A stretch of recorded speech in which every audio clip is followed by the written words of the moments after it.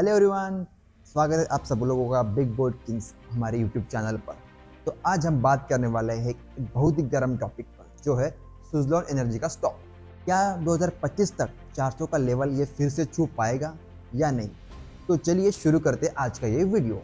Suzlon energy, जो भारत की एक बड़ी रिन्यूएबल एनर्जी कंपनी है, आजकल इन्वेस्टर की नज़र में छाई हुई है। इसका स्टॉक प्राइस पिछले कुछ सालों में काफ़ी उथल पुथल से गुजरा है। तो सवाल ये उठता है कि ये फिर से 400 के लेवल तक पहुंच सकता है या नहीं। तो आज के इस वीडियो में हम देखेंगे कि कौन से चुनौतियां और मौके हैं सुज़लॉन के पास जो स्टॉक प्राइस को प्रभावित करेंगे और एक बड़ा हाइक मिल सकता है। अब बात करते हैं रिन्यूएबल एनर्जी सेक्टर में, जो कंपटीशन दिन ब दिन बढ़ते जा रहा है।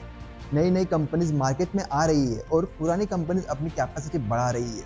अब सुज़लॉन एनर्जी को सीमेंस गमेसा, वेक्टास और रिन्यू पावर जैसे बड़े बड़े कंपनी से टक्कर करनी पड़ रही है। ये कंपटीशन सुज़लॉन का प्रेशर बढ़ाता है और ये नए नए इनोवेशन ला रहे हैं अपने मार्केट में शेयर बढ़ाने के लिए और शेयर प्राइस को हाइक पे लेके जाने के लिए। अब कंपनी को फाइनेंशियल प्रॉब्लम का भी सामना, जैसे कि ज़्यादा डेब्ट और कैश फ्लो की दिक्कत हो रही है। ये प्रॉब्लम नए प्रोजेक्ट्स और टेक्नोलॉजी में इन्वेस्टमेंट में रुकावट बन सकती है। बट रेगुलेटरी एनवायरनमेंट भी कभी कभी अनप्रेडिक्टेबल हो सकता है। अब बात करते हैं सरकारी पॉलिसीज में, जो कोई भी सुज़लॉन का स्टॉक्स का जो ग्रोथ है वो आगे जाके प्रभावित हो सकता है और ग्रोथ हो सकती है। तो कोविड-19 पैंडेमिक में जो सुज़लॉन पे जो असर पड़ा था, जो सप्लाई चेन बिगड़ चुकी थी, प्रोजेक्ट्स डिले हुए थे, ये सब बताता है कि कंपनी का स्ट्रॉन्ग रिस्क मैनेजमेंट और स्ट्रेटेजीज की ज़रूरत है।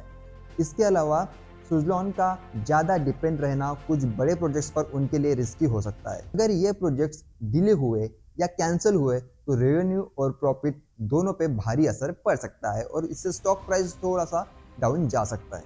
लेकिन इतने चैलेंजेस के बावजूद भी सुज़लॉन ने अपने ऑपरेशन को सुधारने के और फाइनेंशियल परफॉर्मेंस बेटर करने के लिए बहुत बड़े बड़े कदम उठा रही है। अब कंपनी का अपना कर्जा कम कर रही है और वर्किंग कैपिटल को सही से मैनेज कर रही है।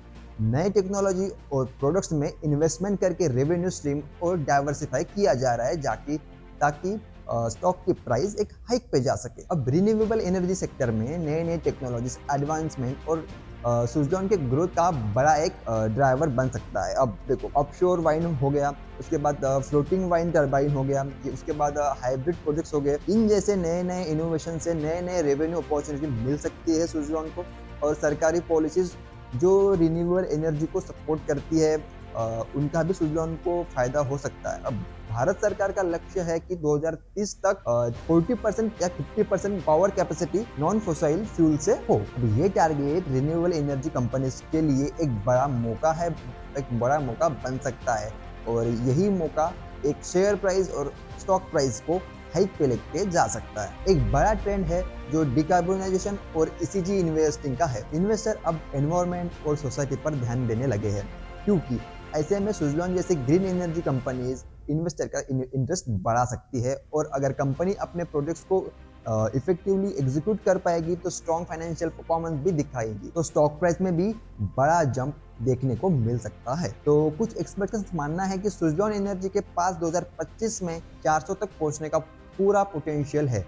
ये पॉसिबल है उसके रिन्यूएबल एनर्जी सेक्टर में अब लीडरशिप पोजीशन और इनोवेशन पर फोकस की वजह से। लेकिन कुछ लोग का क्वेश्चन है कि कंपनी के फाइनेंशियल इश्यूज, रेगुलेटरी और अनसर्टेनिटीज का रिस्क को रूप में देख सकते हैं। अब बैंकों की बात करें तो आईसीआईसीआई सिक्योरिटीज ने अपने रिपोर्ट के मुताबिक ये बताया था कि सुज़लॉन का फोकस डेब्ट रिडक्शन और वर्किंग कैपिटल मैनेजमेंट पर है।